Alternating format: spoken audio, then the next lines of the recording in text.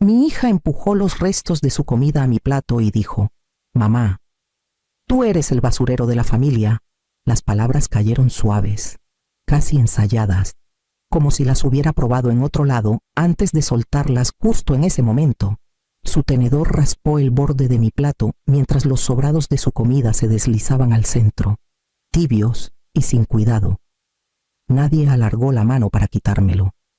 La habitación contuvo el aliento. Yo no me moví, mantuve las manos cruzadas en el regazo y miré el revoltijo delante de mí, sintiendo que algo en mi pecho se apagaba con una precisión callada. No era sorpresa, era reconocimiento. Ya había visto esa mirada antes, en momentos pequeños, en comentarios que pasaban por bromas. Esta era solo la primera vez que se decía en voz alta. Alrededor de la mesa, las caras conocidas evitaban la mía. Alguien carraspeó. Otro levantó su vaso. La plática se reanudó unas sillas más allá.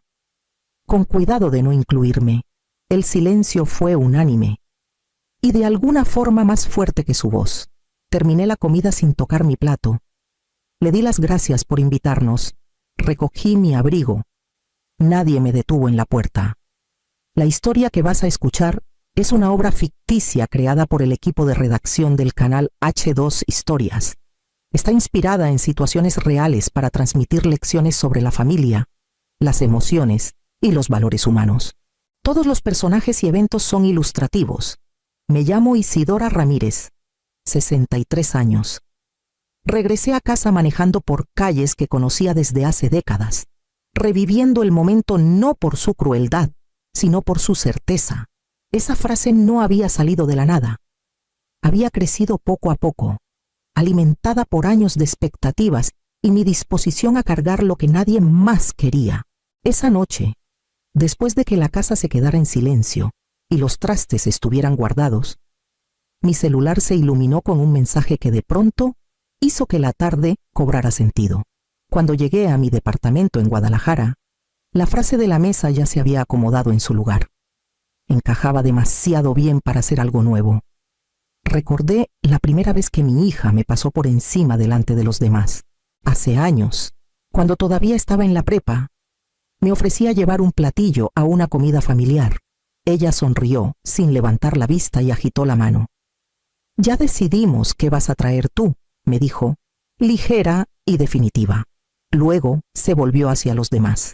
«Es más fácil si mamá solo hace lo que necesitamos». Nadie la corrigió. Yo lo acepté para no romper la paz. Hubo otros momentos. Una charla sobre planes donde mi opinión llegaba tarde. La recortaban y luego la reemplazaban. «La familia cree que esto es lo mejor», agregaba ella, como si tuviera un voto que a mí no me habían invitado a dar. Cuando intenté resistirme una vez, se acercó y bajó la voz. «No hagas esto incómodo», me advirtió. Lo dejé pasar. Siempre lo hacía. Esa tarde en su mesa, vi lo bien que habían preparado el terreno. El insulto no se les había escapado. Lo habían practicado en cuartos donde yo no estaba, repetido hasta que sonaba normal. Una hija no inventa un lenguaje así, lo transmite. El silencio había sido mi forma de quedarme. Lo aprendí desde temprano, mucho antes de nietos o grupos de WhatsApp. Cuando las cosas se ponían tensas, yo las alisaba. Cuando las cuentas se amontonaban, yo las resolvía. Cuando los ánimos se encendían, yo los absorbía.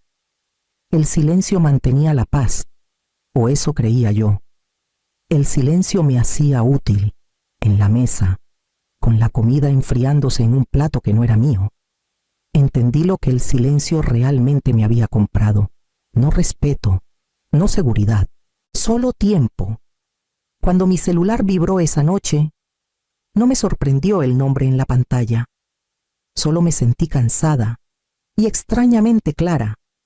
Al abrir el mensaje y leer las palabras que confirmaban lo que la tarde ya me había mostrado, el mensaje llegó justo después de las 10, unas 2 horas después de que terminara la cena. «No vengas más», sin saludo, sin explicación, solo un límite marcado con un punto. Miré la pantalla hasta que las letras dejaron de moverse. Un momento después, apareció una notificación pequeña debajo. Alguien había reaccionado, luego otro, sin respuestas, sin objeciones, aprobación sin huellas. Escribí, borré y mejor bloqueé el celular. No necesitaba más claridad. Las confirmaciones mudas me lo decían todo. No era un arranque de enojo que se enfriaría al día siguiente. Era una decisión que ya habían platicado, pulido y enviado cuando todos se sintieron seguros para apretar un botón en lugar de decirlo en voz alta. Unos minutos después, llegó otro mensaje de mi hija. No hagamos esto más grande de lo necesario. El tono era calmado, como de jefa.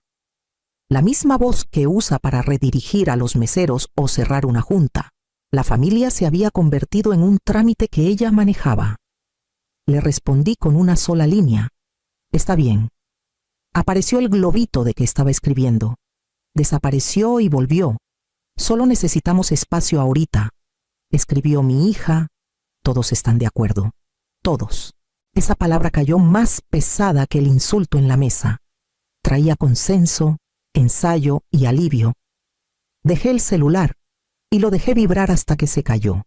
Cuando el grupo se actualizó, mi nombre quedó solo arriba de la pantalla, desconectado del resto. La puerta no se azotó, se cerró con cuidado. Desde adentro, con testigos, no lloré. No sentí ganas de explicarme ni defenderme. Lo que sentí fue una quietud extraña, esa que llega cuando algo termina limpio. Esa noche, abrí la app del banco por primera vez en semanas y pasé mis cuentas. Los números conocidos, hasta las que nunca habían sido solo mías. No abrí la app del banco por pánico, la abrí por costumbre. La pantalla se llenó con el diseño de siempre, limpio e indiferente. Mi cuenta de cheques arriba, mis ahorros abajo. Luego, la larga lista de pagos recurrentes que casi nunca revisaba de cerca porque se habían vuelto parte del fondo de mi vida. El primero era conocido, el préstamo mensual de la casa donde todavía viven mis papás en Puebla. Su dirección, mi nombre. Recordé la voz de mi papá el día que acepté ayudar. Es solo mientras las cosas se estabilizan, insistió. Tú manejas mejor estas cosas, asentí, ya sacando los papeles. Debajo estaba la póliza de seguros que cubría más que solo a mí. Cuando a mi mamá le recortaron las horas hace 15 años, me llamó llorando. No sé qué vamos a hacer, me dijo. La agregué sin pensarlo 2 veces. Después, mi hija me pidió si podía incluir unos servicios extras en mi plan. Es más sencillo si todo pasa por ti, explicó. Le creí. La lista seguía. Servicios de luz y agua en una dirección que no era mía. Un plan telefónico con varias líneas, cada una con un nombre que reconocía. Suscripciones que yo no usaba pero pagaba porque a alguien más le gustaban. Nada había llegado como exigencia. Venía envuelto en palabras suaves. Eres organizada. Eres estable. Confiamos en ti. Me recargué hacia atrás y dejé el celular en la mano. Esa frase, el basurero de la familia, ahora chocaba con todo lo que había cargado, topando con la evidencia delante de mí. El basurero se tira, no sostiene las cosas, no absorbe peso año tras año en silencio. Lo que más me inquietó no fue el dinero, fue la facilidad con que mi nombre se había colado en todo lo importante mientras mi presencia se volvía opcional. No me habían borrado de la estructura, me habían borrado de la consideración. Por primera vez esa noche, sentí que se abría un espacio entre lo que ellos creían que yo era y lo que en realidad había estado haciendo. La distancia era chica, pero suficiente para respirar. Cerré la app sin cambiar nada todavía y puse el celular boca abajo en la mesa. Mañana sería pronto. Tomé el celular otra vez justo antes de la medianoche. El grupo seguía callado. Mi último. Está bien flotando ahí como un pensamiento a medias. No releí los mensajes anteriores. No bajé. Escribí una vez, despacio, sin corregir. De acuerdo. Mañana. Todos los pagos recurrentes a mi nombre necesitarán mi confirmación. Empezando por el banco, lo envié antes de suavizarlo. El mensaje cayó limpio, sin puntos que invitaran a discutir. Pasaron unos segundos. Luego apareció el indicador de que alguien escribía. Se fue y volvió. No esperé a ver qué seguía. Salí del grupo y vi cómo la pantalla se acomodó. La lista de nombres se hizo más chica y manejable. El silencio después se sintió intencional, no vacío. Por primera vez esa noche, mis hombros bajaron solos. No debía una explicación. Todas las explicaciones que había dado se habían convertido en una puerta para que alguien más entrara y cambiara el rumbo. Esta vez, dejé que la frase se quedara sola. No acusaba, no amenazaba, describía un cambio. Unos minutos después llegó un mensaje directo de mi hija. Hablemos mañana. No contesté. Hablar siempre había sido donde mi decisión se deshacía. Puse el celular boca abajo y me paré en el fregadero, con las manos apoyadas en la encimera, respirando hasta que pasó el impulso conocido de arreglarlo todo. Lo que me sorprendió fue lo tranquila que me sentí. No aliviada, no victoriosa, solo firme. La decisión ya estaba tomada, y nada de lo que ella escribiera podía volverla a poner en discusión. Mañana no era para castigar, era para alinear. Mi nombre había cargado cosas bastante tiempo. Ahora solo iba a cargar lo que me correspondía a mí. La mañana llegó sin aspavientos. Preparé café. Abrí la laptop y saqué la lista que había guardado en la cabeza durante años a la pantalla. La primera llamada fue al banco. Una voz calmada me guió por el proceso de detener los débitos automáticos de cuentas que en la práctica no eran mías, solo en el papel. Puede quitar la autorización, explicó, medida y profesional. Los pagos futuros necesitarán confirmación del titular. Eso es lo que quiero, le dije. Mi voz no tembló. Luego vino el préstamo que mis papás dependían de que yo manejara. No cancelé el acuerdo. Detuve el retiro automático de mi cuenta. La diferencia importaba. La obligación iba a aparecer donde correspondía. La representante me advirtió, con cuidado, sobre avisos de mora y periodos de gracia. Los reconocí todos y confirmé el cambio. El plan telefónico fue más sencillo. Varias líneas bajo mi nombre, cada una etiquetada. Mantuve la mía. Las otras se programaron para desconectarse al final del ciclo de facturación. Apareció un aviso breve en la pantalla, cortés y firme, explicando que para seguir el servicio necesitarían nuevos arreglos. Cuando llegué al portal de seguros, me detuve. Quitar dependientes no era cosa de hacerlo a la carrera. Leí la póliza 2 veces, anoté las fechas, guardé las instrucciones. Algunos cambios esperarían. Avancé con cuidado. Sabiendo que responsabilidad no significa arriesgar todo, llegó un mensaje de mi hija mientras trabajaba. Esto no es necesario. No respondí. Otro más. Estás exagerando. Seguí dando clics. Cada pantalla de confirmación preguntaba lo mismo con palabras distintas. ¿Estás segura? Esta acción no se puede deshacer de inmediato. Los cambios pueden afectar a otros usuarios. Dudé una vez, con el dedo sobre el botón final. El viejo, reflejo subiendo. Arréglalo después. Alízalo. Facilítales las cosas. Di confirmar. A media mañana, el panorama estaba claro. Algunos hilos se cortaron. Otros se aflojaron, marcados para seguimiento. Nada dramático había pasado todavía. Y ese era el punto. La red de seguridad no desapareció. Se dobló, se devolvió y se apartó. Cerré la laptop y me recargué. Con las manos donde cayeron, por primera vez en mucho tiempo, la responsabilidad que cargaba coincidía con la vida que de verdad vivía. La primera alerta llegó minutos después de la medianoche. Otra la siguió pronto. Y luego una tercera. Cada una marcada como que requería atención. Escrita para quien tuviera que asumirla ahora. Los mensajes empezaron poco después.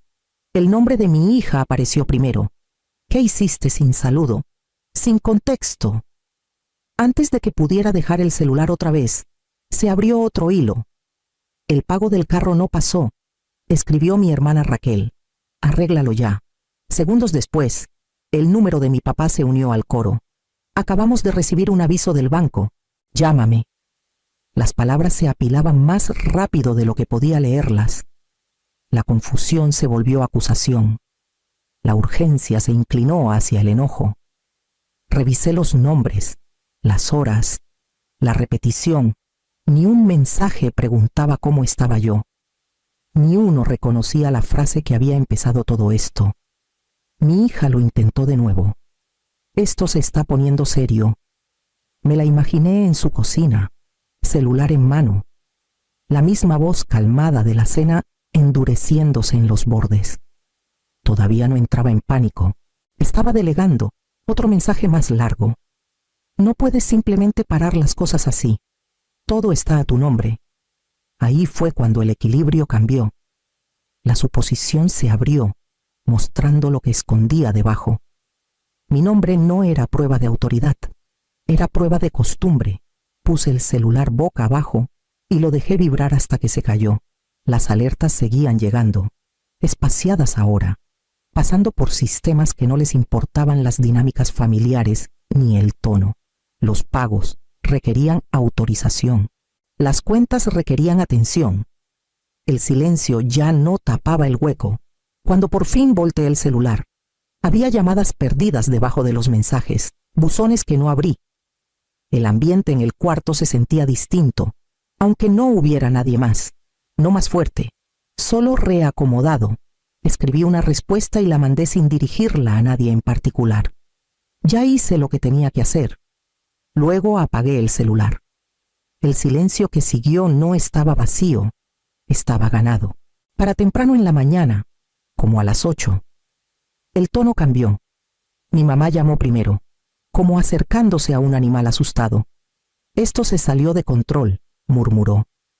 Tú sabes cómo bromea tu hija. No lo dijo con esa intención. Dejé que el silencio se alargara. Está bajo mucha presión, agregó mi hermana en un mensaje aparte. Siempre lo has entendido. Entendido había reemplazado al acuerdo real.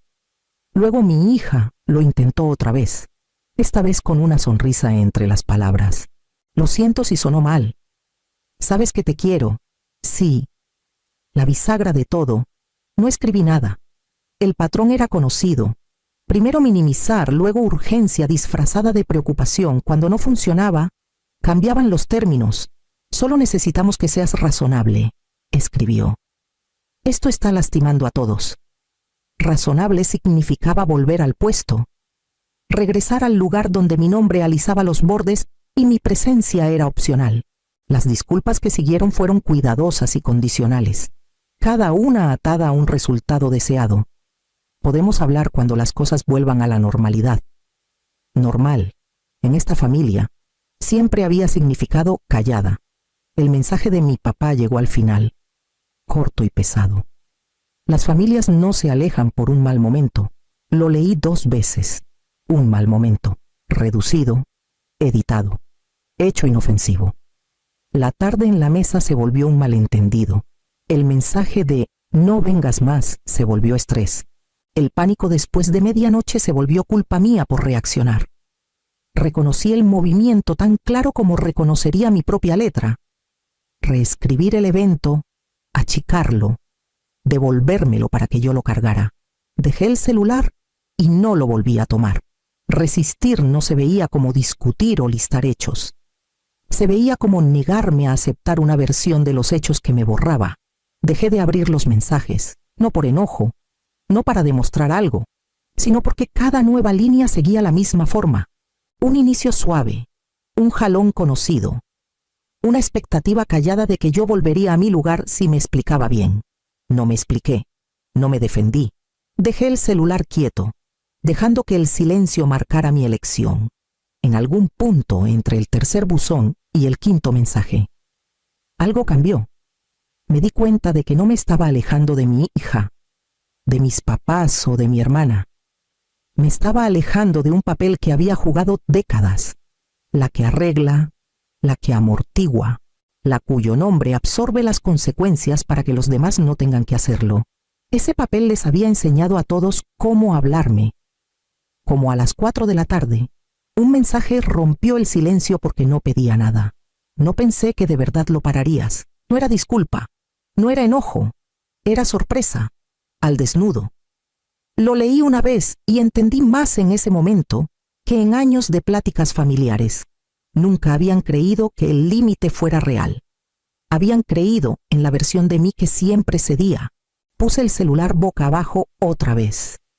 El silencio se volvió elección en lugar de consecuencia. No era frío, no era cruel, era preciso. Cada vez que resistía el impulso de responder, el espacio dentro de mí se volvía más firme, menos lleno de la urgencia de los demás. Esa tarde, preparé cena solo para mí y la comí sin prisas. Nadie interrumpió. Nadie necesitó que aclarara o alisara nada. Mi nombre quedó pegado solo a la vida que tenía enfrente. Lo que viniera después llegaría sin mi explicación constante sosteniéndolo. Las llamadas se espaciaron en los días siguientes, no porque llegara la comprensión, sino porque la logística exigía atención en otro lado. Mi papá dejó un buzón que sonaba más chico de lo que recordaba. Estamos hablando con el banco, admitió. Piden papeles. Mi hermana mandó un mensaje corto y práctico. La compañía del carro necesita un nuevo método de pago. Mi hija no escribió nada. Los sistemas por fin habían aprendido sus nombres. No intervine. No di consejos. Cada problema cayó donde correspondía y por primera vez se quedó ahí. Mi vida se achicó de formas que me sorprendieron. Menos alertas, menos explicaciones, menos noches largas alisando decisiones que no había tomado. Pagué mi renta, mis servicios, mis compras. Cuando el dinero salía de mi cuenta, coincidía solo con la vida que de verdad vivía. Todos los demás débitos automáticos se habían detenido o reasignado. El silencio se sentía ganado. No hubo cena de disculpa, ni momento de reconciliación montado para parecer sanación. No lo necesitaba. Lo que necesitaba era sentarme a una mesa donde mi presencia no dependiera de lo que cargaba. Aprendí algo sencillo esa semana, algo que ojalá hubiera sabido antes. El amor no exige borrarte a ti misma. La familia no se prueba con cuánto aguantas antes de romperte. Los límites no son castigos. Son instrucciones de cómo tratarte cuando por fin dejas de negociar tu valor. Comparto esto porque alguien que escucha ahorita podría reconocer el patrón antes de que el plato se deslice por la mesa. Si esta historia te toca, dale like. Deja un comentario o suscríbete para que llegue a quien lo necesita antes de que el silencio se vuelva costumbre. Yo sigo cocinando, sigo poniendo la mesa. Ahora es mi espacio sin compartir, sin prestar, y el lugar que ocupo no necesita permiso.